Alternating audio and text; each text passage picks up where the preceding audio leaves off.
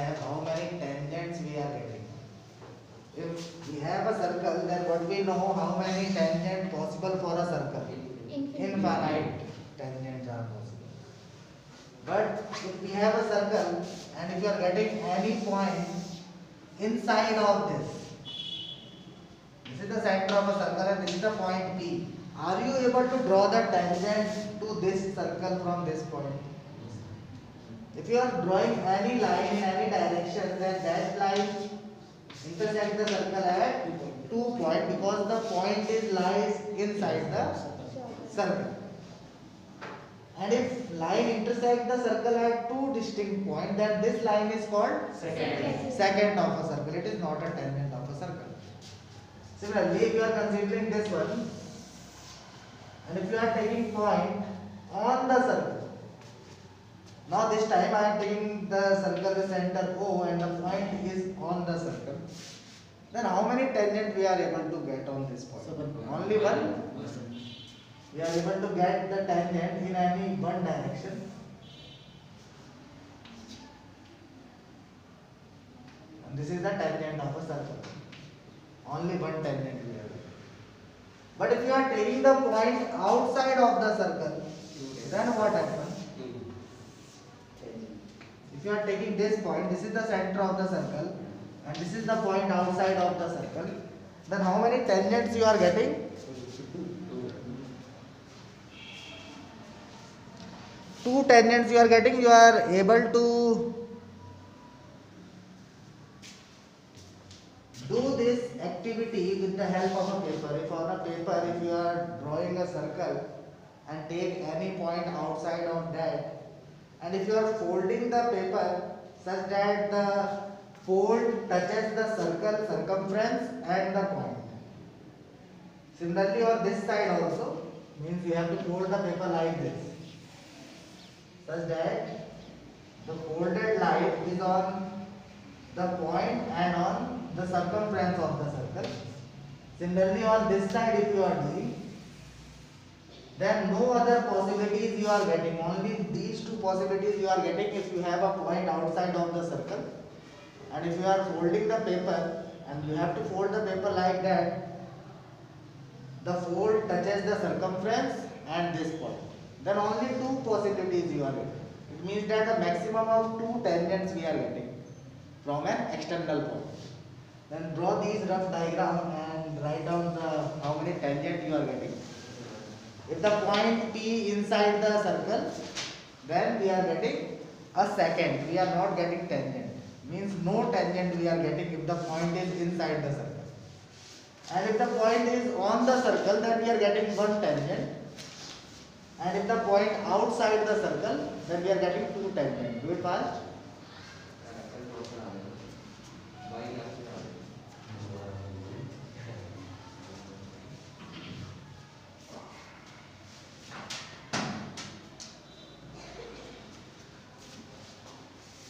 Now in the first theorem we have the radius is always perpendicular to the tangent. This we know. And we have the proof of this also. And what we are observing here,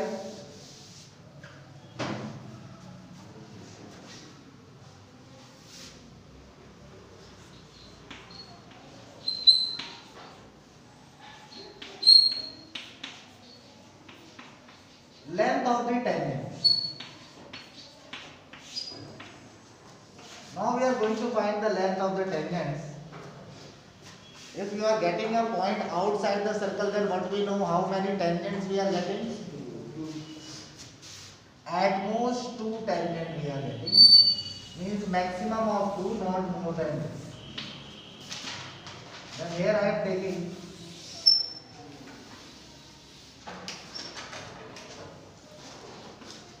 this point I am taking P outside of the circle with center O, and the tangents we are observing here PA and PB. What we know by theorem 10.1, if you are joining OA, then OA is the dash of a circle. OA is called dash of the circle. Radius of the circle. Similarly, if you are joining OB, then OB is called dash of the circle. Radius. This is also the radius of the circle. This is the radius OA, PA is the tangent, and radius is perpendicular to the tangent. Means this angle you are getting 90 degree. This angle also you are getting 90 degree. And if you are joining OP,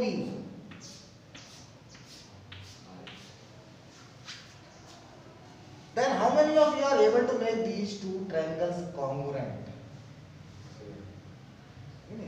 Easily we are able to find out the three things we are observing here. The three things we are observing. The first one, what we are observing in these two triangles, if I have to make these two triangles congruent, then I am writing in triangle PAO and triangle PBO. What I have, OA is equal to OB. Reason? Radii. For these two are radius of the circle. And what we are observing, angle PAO is equal to angle PBO. Each 90 degree. And this we are observing common in both the triangle. OP is equal to OP common.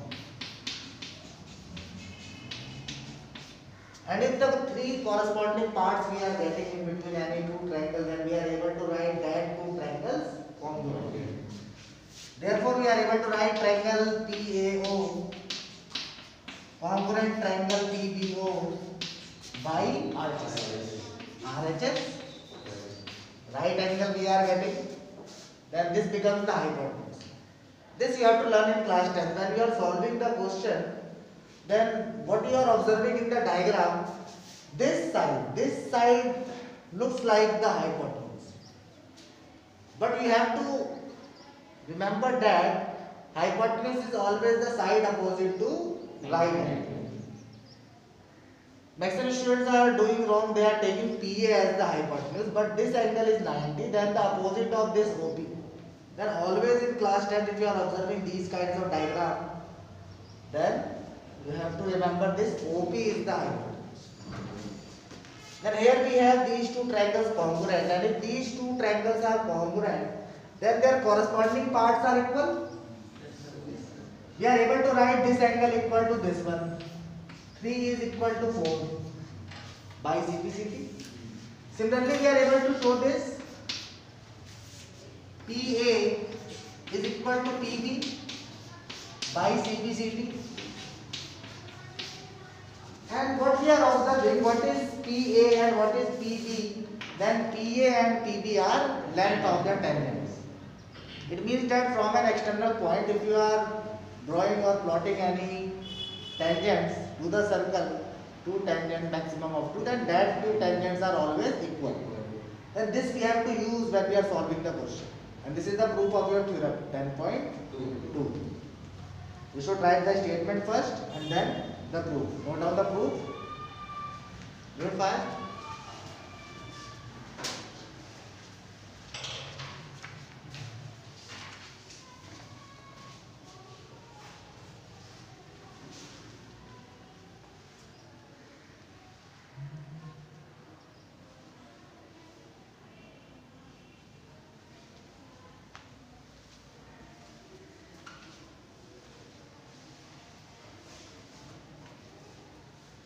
What we have proved in this theorem, then all the things we are going to use when we are solving the question. This you have to remember, these two angles are equal. These two angles are also equal. In some questions, suppose this angle is given to you 30 degree and this angle is asking that this angle is also 30 degree.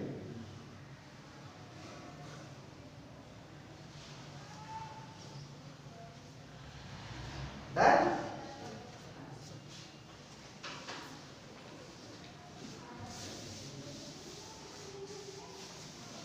means the length of the tangent from an external point to a circle are equal. Radius is perpendicular, radius is perpendicular to the tangent and length of the tangents are equal. These two things. If again I am taking a circle here and from the external point P I am taking the two tangents as PA and PB.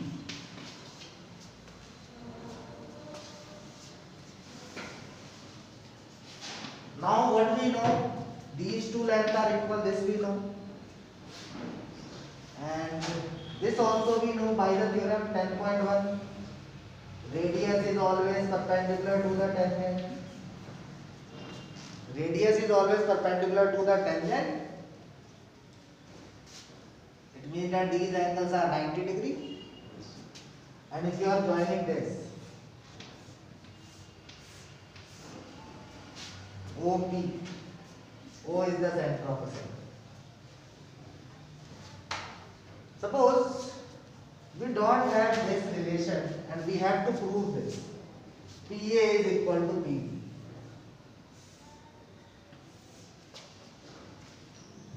We are proving the previous theorem by the second method. Then this we have and we have to show PA is equal to PB. What is given to you?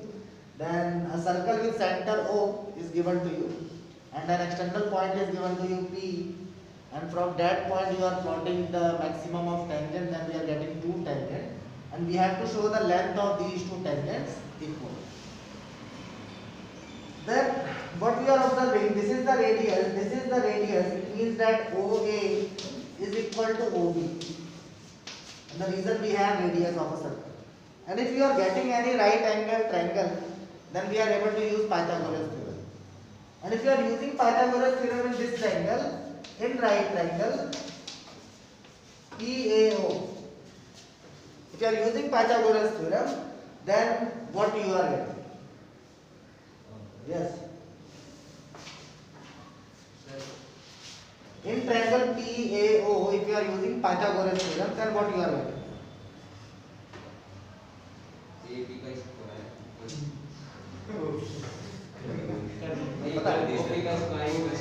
Then what we are getting here is now OP square is equal to AP square plus OA square. This we are getting? Yes, sir. Similarly, in right triangle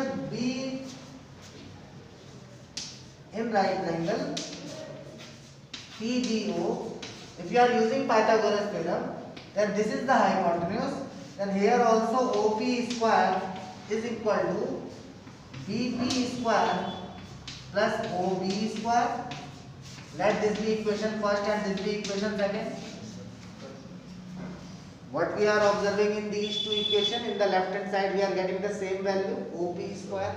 It means that the right hand side is also equal. Then from first and second we are able to write AP square plus OA square is equal to BP square plus OB square. This we are able to write from first and second. Then what we are observing, OA is equal to OB. Yes, sir. And if OA is equal to OB, these two get cancelled out. And we are getting AB is equal to B. Clear at all? Yes. Do it fast, note down. This is the second method, how to prove the length of the tangents equal.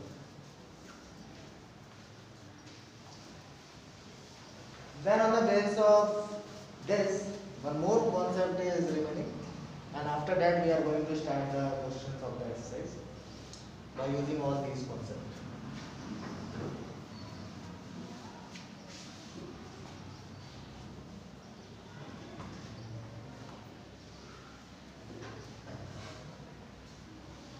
Done? Yes, sir.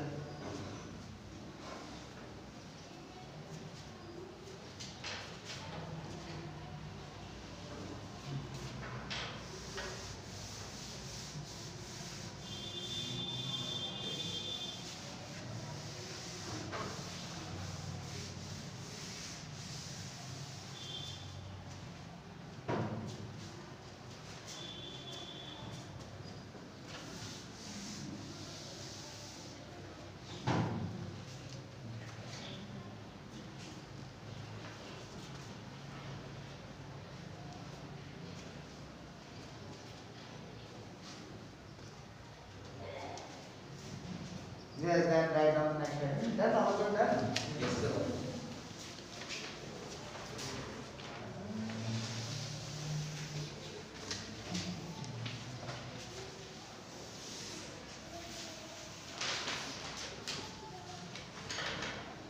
Again we have a center O and a point P I am taking here, I am taking A and B. And this time the statement we have, write down the question, find the sum of angles formed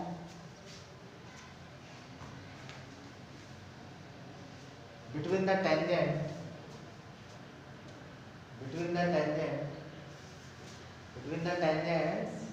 from point P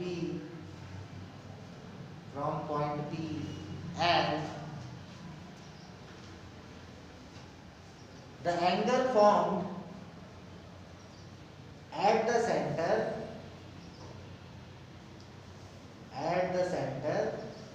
by these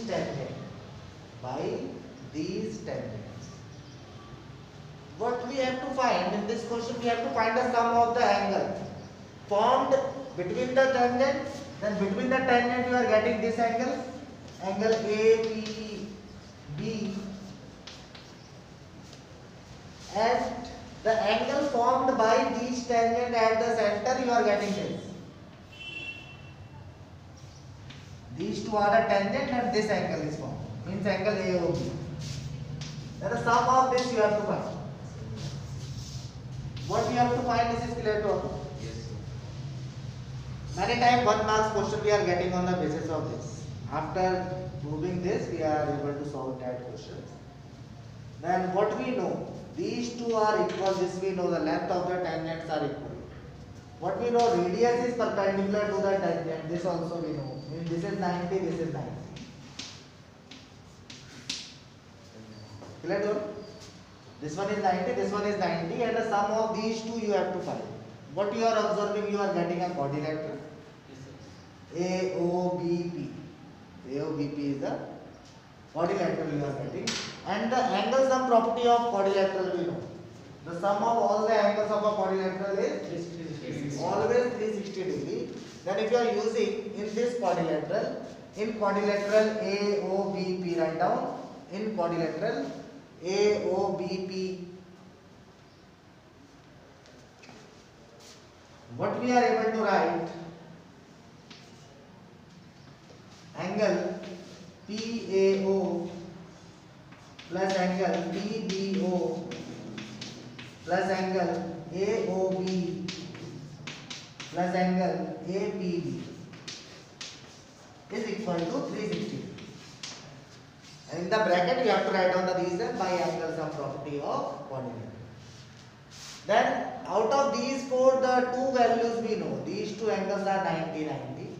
And if you are putting the values 90 degree plus 90 degree, then you are getting the remaining value, angle AOB plus angle APB is equal to 360 degree. The sum of these two is 180. And if you are subtracting 180 from 360, we are getting 180 degree.